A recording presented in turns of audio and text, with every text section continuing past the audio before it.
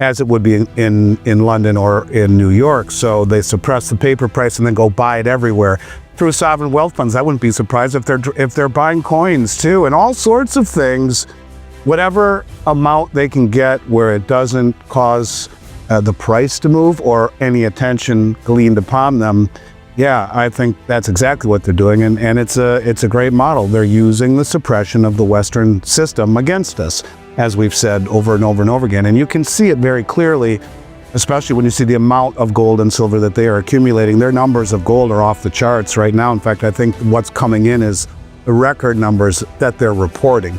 I would argue a large portion of what they have and what they purchase and what they bring in, and certainly what they produce, is not reported to the IMF. Why would they want to do that any more than we report what's held inside of Fort Knox? It's extraordinary. You know, we've talked about how significant the deliveries have been every single month. It's not an anomaly anymore. I mean, if you look at the COMEX delivery numbers, you go back to November, but look at them and they're extraordinary. Someone or some institutions have a very, very strong desire for physical delivery. So far, just through the first 3 days of the August contract, we saw 20,126 contracts stand for delivery. That's just in the first 3 days. That's let's just do the math. 20,126 times 100 ounce bars. So let's do that math here. 20,126 times 100, 2,012,600. Let's just call it times 3,400-ish. That works out to $6,842,840,000 worth of gold in the first 3 days of the delivery contract.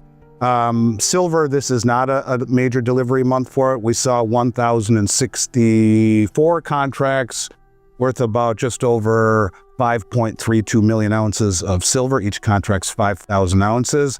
While August isn't typically a heavy delivery month for silver, something unusual is happening. Over 5 million ounces are being withdrawn anyway.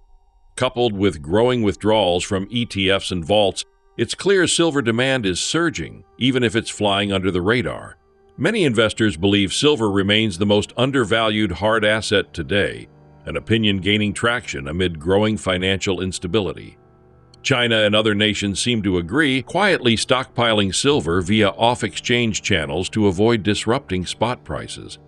Unlike gold, silver's smaller market makes it easier to accumulate discreetly, and that discretion is exactly what's fueling the mystery.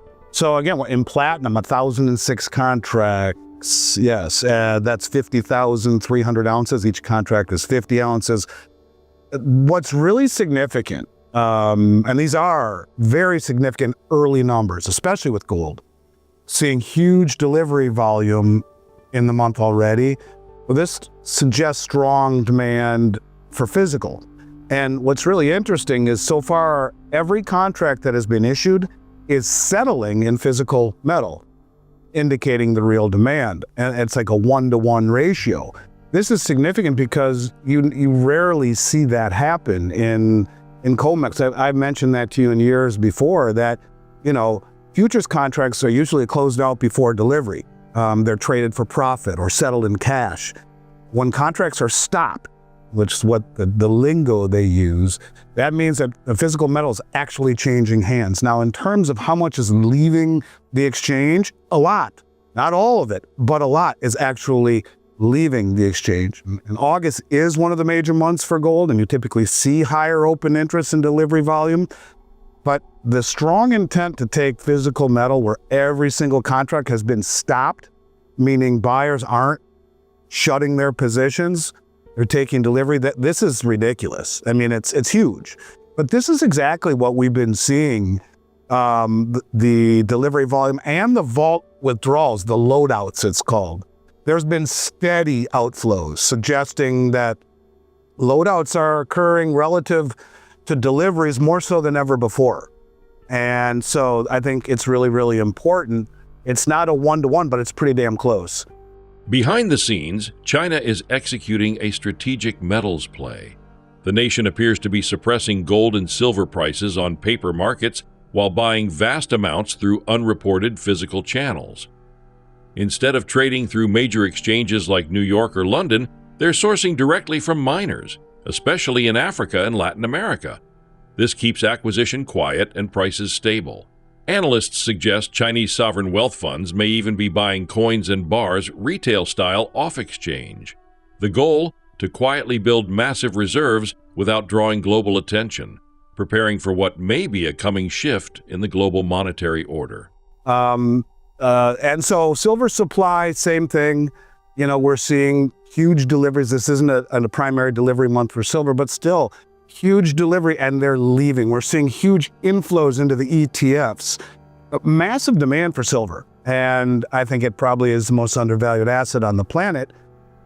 But gold is getting the spotlight. Silver's kind of in the shadows. I just think that, look, we've talked a lot about what's going on behind the scenes, where China is quietly stockpiling both gold and silver through unofficial channels, enabling it to purchase silver without affecting the silver spot market. I think that's really where the mystery is, how much silver is being accumulated by countries like China. I think they're making a specific drive to accumulate stuff off exchange, even though we are seeing a lot of deliveries because it's a smaller market. They're trying to keep it, I guess you could say, less apparent to the rest of the world what they're doing.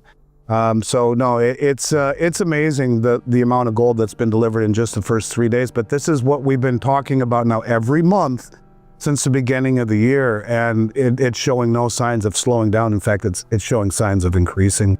And I think they're also, you know, even the King Kong on Twitter, who I love, you know, he's amazing, and he's saying, well, you know, China is suppressing with the West on paper to drive down the price and then accumulating it everywhere else around the globe where the price isn't affected by acquisition. So whether it be taking doré or concentrate from the miners directly, which completely disintermediates the market, they can also buy it off of exchanges and on platforms throughout the globe where price isn't determinant upon offtake, as it would be in London or in New York. So they suppress the paper price and then go buy it everywhere through sovereign wealth funds. I wouldn't be surprised if they're buying coins too, and all sorts of things, whatever amount they can get where it doesn't cause the price to move or any attention gleaned upon them.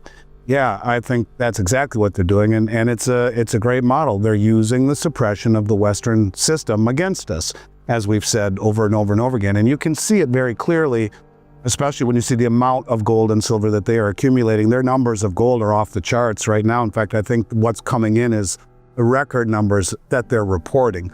I would argue a large portion of what they have and what they purchase and what they bring in, and certainly what they produce, is not reported to the IMF. Why would they want to do that any more than we report what's held inside of Fort Knox? As physical metals move quietly, another monetary transformation is unfolding: the rise of stablecoins. Once fringe innovations, stablecoins are now central to a new U.S. Treasury strategy. By allowing corporations, not just banks, to issue dollar-backed digital tokens, Washington creates artificial demand for short-term Treasury bills. Each token must be backed by real debt, mostly 1 to 2 year notes, fueling a synthetic boom in Treasury purchases. Experts estimate this could create over $2 trillion in new demand. It's a clever workaround. If foreigners won't buy our debt organically, digital assets will do the job. This could redefine the U.S. dollar's role globally. I mean, so I really do believe that what they are trying to do, what Besant is trying to do, is to peg the front end of the market, of the bond market, to the stablecoin volume. And it's the fact that the issuance of stablecoins, which I think will blow people away, will grow and grow and grow and grow. In fact, I think you'll see corporations all over the globe issuing them, tied into the system, and they'll be able to, which will then all be backed by U.S. Treasuries. But he said stablecoins will create $2 trillion of demand for U.S. Treasuries. And his comment was, we are going big on digital assets. Now, it's funny, the name of my podcast that I do personally, not the one with Michelle, but the one that I do is Little by Little, speaking to logarithmic decay, little by little, then all at once. But think back a few years ago, Bitcoin was there, and now everything is here. And stablecoins, what were stablecoins a few years ago? And now we're going big on digital assets. And they're going to load up all of those stablecoin, the backing of it, which will be Treasury, all be short-term debt, less than 2 years, because the rates will be much lower on that. That's how they keep the engine moving. And then we talked about revaluing gold to devalue the dollar, backing the long-term Treasury with gold, redeemable in gold, as Judy Shelton says, so that the rates are very low, if not nothing, zero coupon, redeemable in gold, which acts as the inflation hedge to reshore your manufacturing. But this is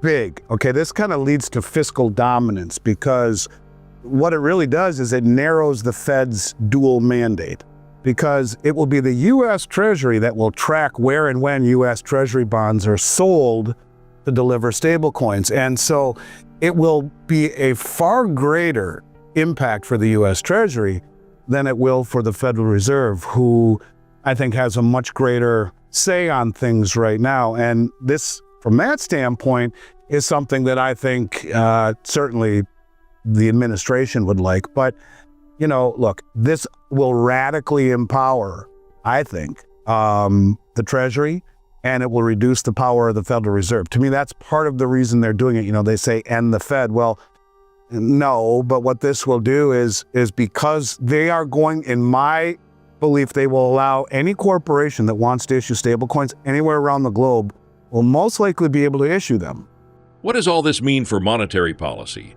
A quiet revolution may be underway. The rise of stablecoins could mark a shift in power from the Federal Reserve to the U.S. Treasury. If the Treasury controls issuance and tracking of stablecoins, it gains more influence over liquidity, interest rates, and debt flows. This aligns with growing calls for fiscal dominance, where fiscal tools, not monetary ones, steer the economy. It also reflects a political desire to escape the Fed's constraints.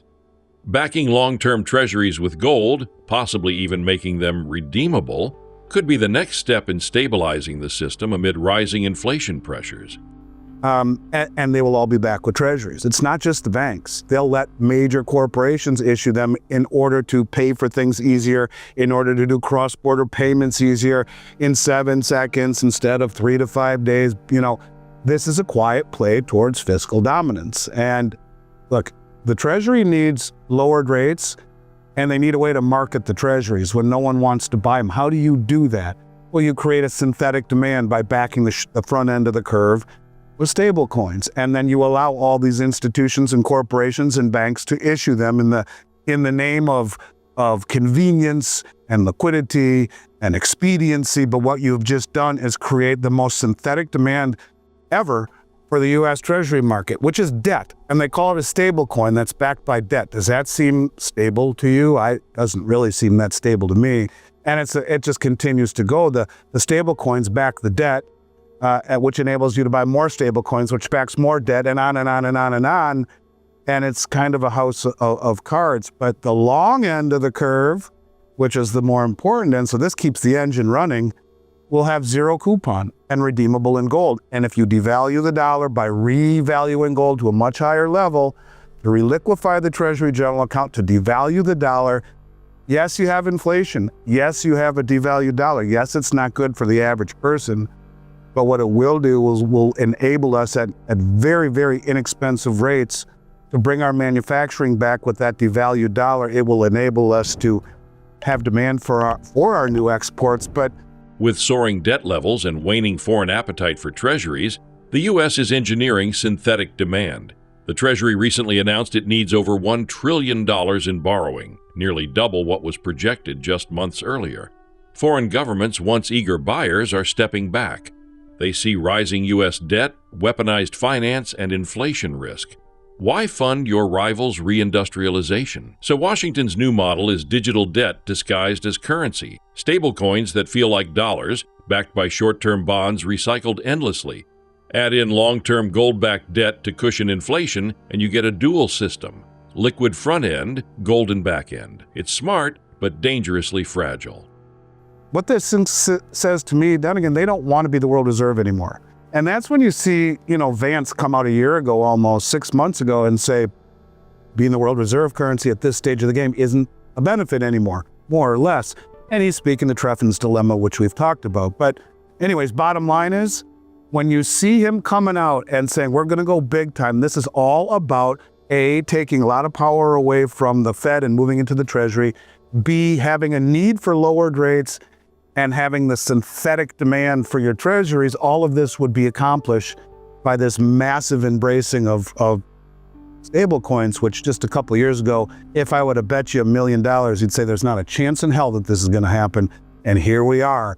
So, and more we see things that just keep happening that, look, the U.S. Treasury just announced on Monday that it needs to borrow just, what's the number? 1.007 trillion in privately held net marketable debt. That's treasuries, 1 trillion.